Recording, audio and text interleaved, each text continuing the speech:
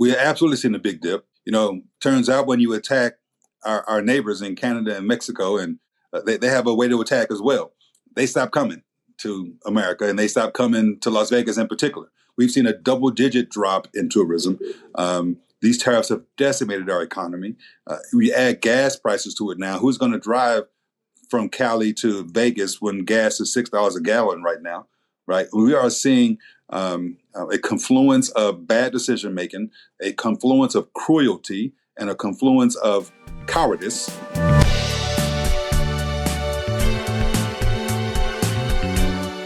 Welcome to An Honorable Profession, a podcast focused on incredibly talented people who've dedicated themselves to public service when their country and communities needed it the most. I'm Ryan Coonerty. Along with Debbie Cox Bultan of the New Deal, I'm lucky enough to be your co-host. The New Deal is an organization that supports the next generation of American leaders. Check out NewDealLeaders.org to find out more. My guest today is Nevada Attorney General Aaron Ford. He just won the Democratic nomination for governor last month and will be taking on an incumbent Republican in what will be one of the closest watched gubernatorial races in the country this fall. The Attorney General and I talk about what he's hearing on the campaign trail, including the high cost of living affecting voters across the state, how voters are looking for a proven fighter who can deliver results, and what it's going to take to build a broad coalition in a swing state. He also shares a story of how he got into politics and how his experiences struggling as a child and as a young single father impact him as an elected leader. You're going to want to stay to the end to hear him fill in the blank. If Democrats want to win elections, they need to ... I hope you enjoy it. Attorney General Aaron Ford, thanks so much for joining me today. Happy to be here. Thank you so much. Well, first, we just have to start with a big congratulations.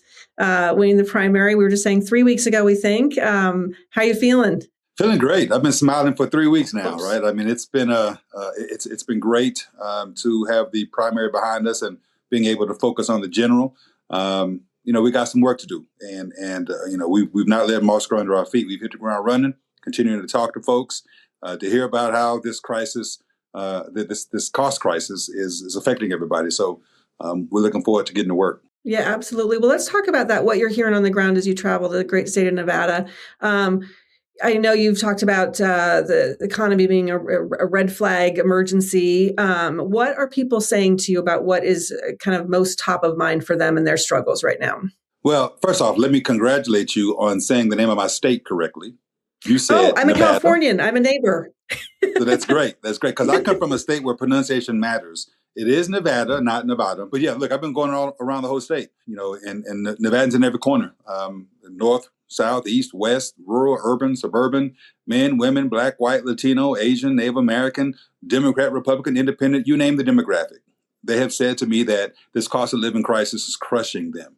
And they recognize that, the current state of affairs isn't cutting it at the end of the day. I've heard some real live stories. 2 different students at 2 different universities, University of Nevada in Reno and University of Nevada, Las Vegas, 2 different parts of the states. Unfortunately, 2 sadly similar stories. They told me that on separate occasions, they're having to sell their plasma in order to pay their rent. Oh my gosh. That's how bad, that's how high. Crazy. Absolutely. That's how high the rent is. And that's how poorly folks are being paid right now. I was talking to a young lady in Douglas County, which is one of our rural counties here in Nevada. She was telling me she was at the grocery store. She was shopping and she went to pick up a prescription there in the pharmacy inside the store. Looked at the price of the prescription and couldn't afford both groceries and prescriptions, so she left those groceries right there in the aisle. Right? That's the type of experiences that we're hearing about. There was a restaurant here, Ocho Thai Cuisine, operated for 35 years, but the tariffs ran it out of business. So they've closed their doors. And so not only do we have a restaurant closing, we have folks who don't have jobs in that regard. These are very real stories that we're hearing out there, and they want to know what are we going to do about it. And that's been the type of conversation I've had for the last, honestly, over a year. Yeah. And so you mentioned rent, you mentioned groceries, other things that are on top of the list on affordability, I assume gas, and just really across the board that people are just getting hammered absolutely. every which way to Sunday, honestly. The housing issue is one of the first things people mention. They talk about the fact that the average house price, they don't say this, but I know the average home price in Reno, for example, is over $600,000 for a starter home, right? It might not be a lot to a lot of folks, but it's a lot to most folks. Down in Las Vegas, over $500,000 for an entry level home. The average amount for rent per month is $2,000, but landlords can charge 3 times as much for a security deposit. And so that's $6,000, sometimes pricing folks even out of the ability to buy an apartment. So that's the housing context. In healthcare, the prescriptions are problematic, and the level of care is problematic. And when you hear the fallout from this bill that they call beautiful, when you got rural hospitals that are getting rid of employees and cutting back on services, you realize how dire that circumstance is. And look, these things aren't foreign to me. I grew up eating stale candy bars for dinner that my dad had found next to the dumpster behind the grocery store he worked at. Right, the store was throwing these candies away because they were stale and they couldn't sell them, but the Fords got to eat. So my daddy bought home this stale candy, and I ate the stale candy with my younger brother, for weeks on end until that box of candy was gone. I became a single parent in college, living on Section 8 housing. Food stamps kept us fed, and Medicaid kept us healthy. So I have a very real understanding of the dire circumstances that many folks are facing right now. I'm not talking about what I heard. I'm talking about what I know, and my appreciation for the dire straits is what I think is resonating, because not only do I appreciate it, I'm looking for ways to solve the problem for them, and they appreciate that. Yeah, well, and you're making the great point about, the kind of the opportunity that you have, really the Democrats across the country have as well, because things are so dire, because we had a president that said, campaigned on bringing down costs day one and has done the exact opposite with tariffs and the war and of choice and everything else. When people are asking you, putting that in front of you, what are you going to do different? How are you going to help me? What are you telling folks? Yeah, look, some very concrete solutions. By the way, I want to commend to folks my website, forwardfornevada.com. It has an opportunity to learn more about me, about my campaign. There's an issues page, and under the issues page is a recitation of, I think right now we have 6 topics up there, housing being one of them. Let's talk about that for a quick moment. 25% of the homes in North Las Vegas, that's a separate municipality, North Las Vegas, 25% of those homes are owned by corporations, not people.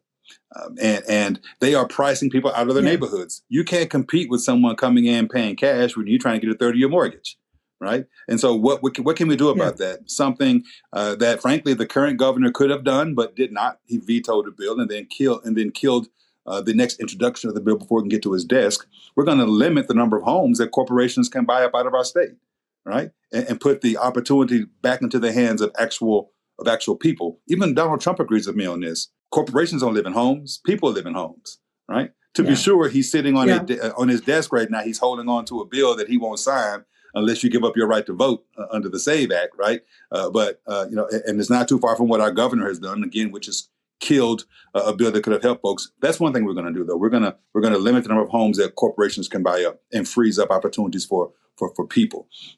Take the healthcare context, for example. We know that prescription drug prices are astronomical, just as the young lady in Douglas County that I just talked about. What we could do, though, is we could pass a bill that limits the cost of certain prescription drugs to the Medicare negotiated price for those drugs. Our current governor had the ability to do that, but he vetoed that bill. I'm going to sign that bill. And these are things that while they won't solve all of the problems, they certainly start to nip at the problem and puts a little bit of money back in folks' pockets. And that money they can utilize, right? The tariffs are a prime example of me standing up for the rule of law and against someone who was not only violating the law, but harming Nevadans. These tariffs have decimated our tourism economy. They amounted to a $1,700 tax on top of everything else that people were paying last year. They paid an extra $1,700. And my lawsuit with other Democratic attorneys general, we were able to get those tariffs ruled unconstitutional and unlawful. And we are seeking now to get that money back, to put it back in their pockets. And it's that type of stand-up-ness, it's that type of willingness to fight that Nevadans are appreciative of, and our campaign is resonating for that reason as well. Yeah, I mean, I think that you bring up a really important point. I feel like one of the things we're learning from the primaries across the country right now is this idea that people are mad as hell, frankly, and they're looking for people who are fighters and who are going to stand up to this administration. You mentioned this, but I think that as Attorney General, obviously, you had an opportunity to sue the administration a number of times over tariffs, over SNAP, over some other things. What Say more about what you just said about how people are feeling and how you think you and other candidates around the country should be making sure that people feel like that we're on their side and that we're going to fight for them with that kind of sense of urgency that they're feeling right now. Well, they absolutely want you to stand up and push back and fight back. And frankly, that's one of the distinctions that makes a difference between me and our current governor. They recognize that he's folding at every turn. On the tariffs, for example, he said that maybe we should feel a little pain from these tariffs. And then even after I won the lawsuit, he says that we don't deserve the refunds that I'm seeking. And it's that type of kowtowing and capitulating in the face of imminent danger that folks are tired of. They want Democrats, they want their politicians, they want the folks who they elected and they invested their vote in to stand up for something, stand up for them and push back against the things that are harming them. And so you're right. I've sued the Trump administration dozens of times. I think the last count was about 65 or 66 times. And we've won 85 to 90% of those lawsuits. And the reason why I give you that statistic is not only to brag, because we're proud of that, to be sure, but to talk about the fact that it's rule of law. It's not just a disagreement of policy. To be sure, I disagree with his policies. But I've long said that he's the president and he has the right to implement his policies, his plans, his platform, his promises, but he must do so lawfully. And when he doesn't, he's going to meet me in court. And I'm going to beat him in court. Right. And that is something that is proven accurate and truthful. And Nevadans see that, they appreciate that. And that's why right now my race is neck and neck. And I've not yet begun to fight. I think it's an interesting thought because, it's so great that you have that to run on and you've shown that you're the fighter. I kind of feel like sometimes it's that the threading the needle between, people are like, oh, we like that Donald Trump is running fast and breaking things. Things are not working, right? And so we need to say, as Democrats, we're not trying to. I think we're not trying to defend the status quo or go back to something that wasn't working. We're going to hold people accountable for breaking the rule of law that are making people's lives. Right. So I think how do you talk about this in a way that is not. You're already saying some of this, but how are you talking about this in the way that it's like, this is not about going back to some, just opposing to oppose or going back to some, time that it wasn't working for people, that Democrats are going to deliver in a different way than Republicans have been able to deliver. Just look what's happened in your state and in our country. And is that resonating with people? Yeah, look, I don't think it has always resonated. I don't think people have always appreciated the ways in which we've had to stand up. It comes across as partisan, it comes across as political. But that's the reason why I mentioned the win rate. If it was partisan or political, we wouldn't have won 85 to 9% of the cases. By the way, these are judges who've been appointed by, going way back to Jimmy Carter. Well, maybe not Jimmy Carter, but Ronald Reagan, certainly all the way up to Donald Trump. And they're ruling in our favor, right, across the board. And at the end of the day, it's the rule of law that still has to permeate all that we do. I haven't sued him over everything, by the way. There are certain things that he does that I still disagree with, but I can't do anything about because I don't have the standing or he's doing it right. My mama used to say a long time ago, it's not what you say, it's how you say it. I say in this context, it ain't what you do, it's how you do it, right? A lot of what Donald Trump wants to do, he can actually do, but he has to do it lawfully. But he wants to break things. He wants to break things, including the law. And that we cannot countenance. We've been consistent in that regard. Yeah. And I think that consistency has placated some of the concern at the outset that this was just, politics as usual. Yeah. Say a little bit more. I mean, Nevada is a really interesting state. I wonder where would you still put Nevada in the swing column?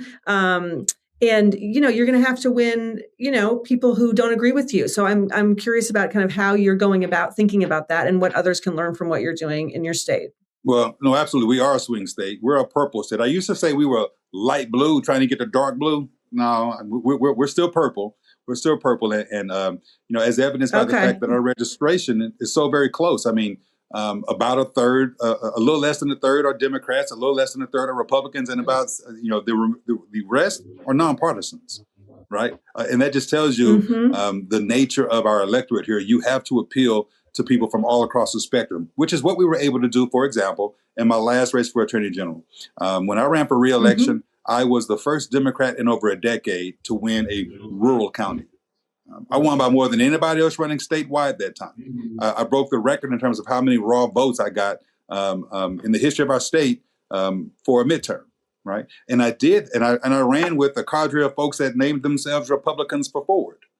And I mention that because it demonstrates, my willingness to follow two rules: take no one for granted, especially your friends, but talk to everybody, especially those who are not your friends, right? Because I don't think anyone has a monopoly on good ideas, but nor does anyone have a monopoly on bad ideas either. Let's be clear, right? And so that's why it's important to talk to folks at every corner of the state, which is what I have done several times and continue to do. And that's how I end up winning by more than anybody else running statewide. That's how I end up being a Democrat who wins a rural county. That's how I end up winning, across the board. And that's how we're going to do it this next go around, continuing that same work ethic of talking to folks, listening to folks, and being responsive to their concerns, because that's really what it boils down to. Are you listening and then responding to their concerns? Or are you listening and discarding their concerns, which is another distinction that makes a difference, because I've heard our current governor ostensibly hear, but then say, quite literally, if you disagree with me, F you. I've heard, we've heard him say that in a closed audience where he thought he was safe to say it. But dissent to him is abhorrent. And he has said, those protesting outside right now, I got two words for you: F you. Right? That's not how we should be operating. That's not how we should be governing. That's not what the vote people invested in me should result in. And I'm ensuring that they, in fact, get a return on their investment that has me reinvesting back in them. I think what you just said is so important for Democrats to understand nationally. That's, I think that Democrats, I feel like there was like a understanding after 24 that we kind of, and maybe even before, but we kind of sometimes have missed the boat in not going to places that we should go, that we've been too siloed or too narrow in our thinking, and going out and listening is really important. I've heard a lot of people say that. I think what you just said about listening and doing something about it is actually super important, because showing up is rule number one, right? Absolutely, and we haven't always, as Democrats, been good enough at that, frankly. And let's just own that piece.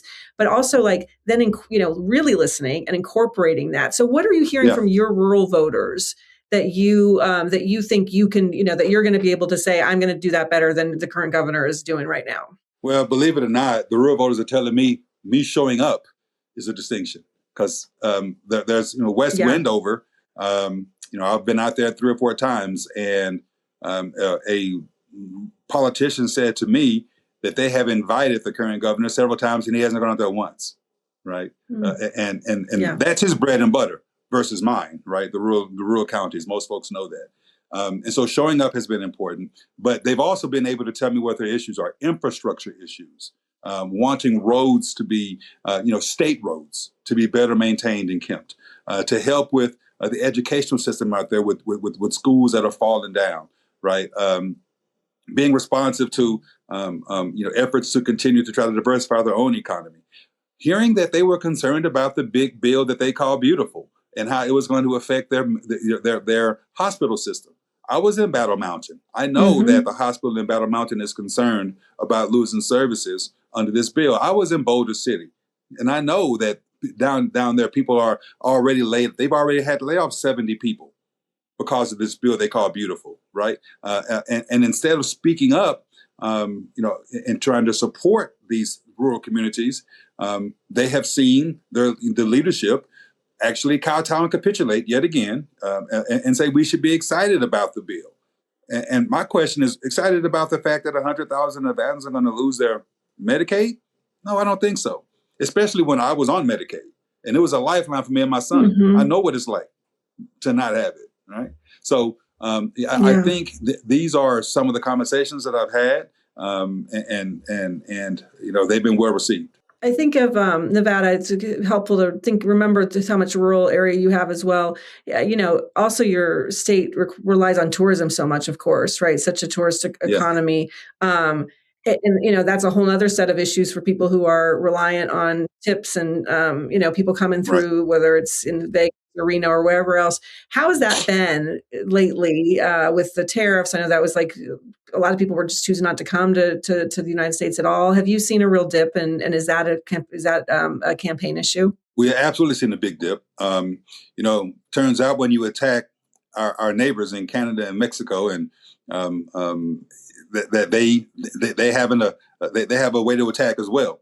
They stop coming to America, and they stop coming to Las Vegas in particular. We've seen a double-digit drop in tourism. These tariffs have decimated our economy. We add gas prices to it now. Who's going to drive from Cali to Vegas when gas is $6 a gallon right now?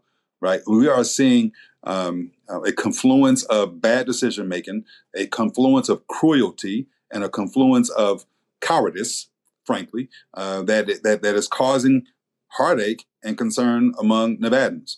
We have the highest unemployment rate in the nation right now. And in fact, under the current governor, it has been, if not the highest, one of the highest in the entire tenure of his governorship, right? And he ran on lowering unemployment, but he's not done a good job. And again, in that room where he thought he was safe and comfortable, he said that the reason why the unemployment rate is so high is because people are lazy and they want to rely upon the government. This is what he thinks about those who, again, have invested a vote in him. Yeah. Right. And that's just how out of touch he is. This no tax on tips. I advocate for that. When I was working on my PhD and my law degree, I worked at Outback Steakhouse making $2.35 an hour, depending upon tips. I would have loved not to have paid taxes on those tips. It's a great idea, but if you're not getting tips, the taxes don't matter. And right now, people in our state aren't getting tips because we're not having tourism. And they're not keeping their jobs as a result. So these are some very real problems that we're having to concern ourselves with.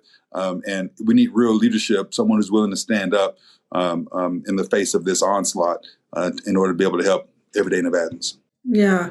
Let me ask you this question. Are you, how much do you worry about or think about at all the National Democratic brand and what that means for your race? So honestly, I don't think too much about it.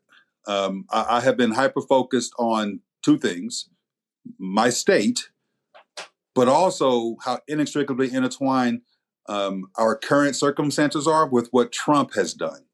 And that's just a fact, right? I typically wouldn't be even concerned with what's happening at the federal level, but it is his policies, it is his cruelty, as I've said, and Joe Lombardo's cowardice that has led to our cost of living crisis, right? And it's crushing people right now. So, that's been my hyper area of focus. I to be sure, I know elections are taking place elsewhere. I know that we have folks to the left winning, some to the moderates are winning. I get that. But as a general matter, I've been hyper focused on being responsive to the conversations and the concerns that Nevadans are raising to me every single day. I know 26 is most important. We have a lot of important battles to win in 26. As we start to think ahead to 28 and the presidential, while I have you, what do you think that national Democrats need to understand about Nevada that they don't? If someone's going to be successful in Nevada at a presidential level, or what would your advice to be to folks? Yeah, well, first off, we're a purple state, right? So you have to be able to understand. You got to talk to a lot of folks across a lot of different demographics, and that's important. Number one. Number two, we expect you to do more than just come and placate. We need to hear actual solutions to the problems that people are telling you that they are encountering, and talking points and bullet points don't work unless you are following that up with actual suggestions and probable solutions to some of these problems. And thirdly, I'll say, don't be a stranger. I mean, we expect, frankly, to see you frequently, not infrequently. Just coming right before an important deadline or a date. Come out, come get to know folks, have conversations with people. That's important, I think, for candidates out there to understand about Nevada. Yeah. Let me end with just asking you how you got into this business. I'm just curious. You talked a little bit about, some of you've alluded to some of what you went through as a child and as a single dad earlier in your life. What got you into politics? Is it something you always had in the back of your mind that you wanted to do, or is this something that came to you? How did this happen? Well, it's kind of a funny story. At least I think it's funny. My wife and I moved here to Nevada at the turn of the century, I like to say, in the year 2000. We were here for a few years. We moved back to Texas, and then we came back here in 2007. And the son I had in college was a freshman in high school. He wasn't happy to move back to Nevada. He had just started his freshman year in Dallas. He had some good friends, and he wasn't happy. So he moved us here. We moved us here, and he said, "Dad, you say everything you do is for the family, right?" I was like, "So that's right. I'm glad you recognize every decision I make is for the family." He said, "Well, if that's the case, why'd you move us from Dallas to Nevada, which is ranked near the bottom of education?" He said, "Ha, got you, Dad." And then, so he was joking. Smart guy, actually, smart kid. Yeah, but I took it seriously. It was a real question, right? And so, look, my son has always wanted to be a doctor. By the way, we've gone from being on Medicaid to him being a medical doctor now. We're so excited. He graduated Georgetown. He's in his residency now, third-year resident in emergency medicine. Awesome. Just goes to show what happens when people who you've elected to invest back into the people, because that investment didn't just help me and my generation, it helped the next generation. That's a whole other story. But back to the conversation, he wanted to be a doctor, and I knew the education system needed to reflect an ability to help him get there. And so I ran for office the first time to try to improve education. And that's what really got me in it. I didn't win that time, but I ran the next time and won. And 2 years later, I became the minority leader in the state Senate. 2 years after that, I became the majority leader in the state Senate. 2 years after that, I became Attorney General. And now here we are 7 years later. I'm running to be the next governor of the great state of Nevada. And I'm so excited. That's so wonderful. Well, I'm really excited and really appreciate your time today. I'm going to finish with a fill in the blank question for you. We're going to ask all the folks we're talking to about messaging this year coming the same question. And so this is it. If Democrats want to win elections, they need to blank. Be authentic. I love that. It's true. And that's what you were talking about, actually, about being in, real with people when you're going to rural areas and just showing up as yourself and listening and coming back and trying to figure out how to help their problems, I think. Is that right? Yeah, absolutely. I think that's absolutely. Yeah. Well, thank you so much. It was so great to be with you today. I'm really grateful for your time, and we'll be watching, rooting you on, and best of luck as you head into November. Thank you so very much. Great to be here. Great to see you. I didn't win that time, but I ran the next time and won. And 2 years later, I became the minority leader in the state Senate. 2 years after that, I became the majority leader in the state Senate. 2 years after that, I became Attorney General. And now here we are 7 years later. I'm running to be the next governor of the great state of Nevada, and I'm so excited. That's so wonderful. Well, I'm really excited and really appreciate your time today. I'm going to finish with a fill in the blank question for you. We're going to ask all the folks we're talking to about messaging this year coming the same question. And so this is it. If Democrats want to win elections, they need to blank. Be authentic. I love that. It's true. And that's what you were talking about, actually, about being in, real with people when you're going to rural areas and just showing up as yourself and listening and coming back and trying to figure out how to help their problems, I think. Is that right? Yeah, absolutely. I think that's absolutely. Yeah. Well, thank you so much. It was so great to be with you today. I'm really grateful for your time, and we'll be watching, rooting you on, and best of luck as you head into November. Thank you so very much. Great to be here. Great to see you. An Honorable Profession is a NewDEAL Leaders podcast. And because we keep things honorable, no tax dollars were used in the making of this podcast.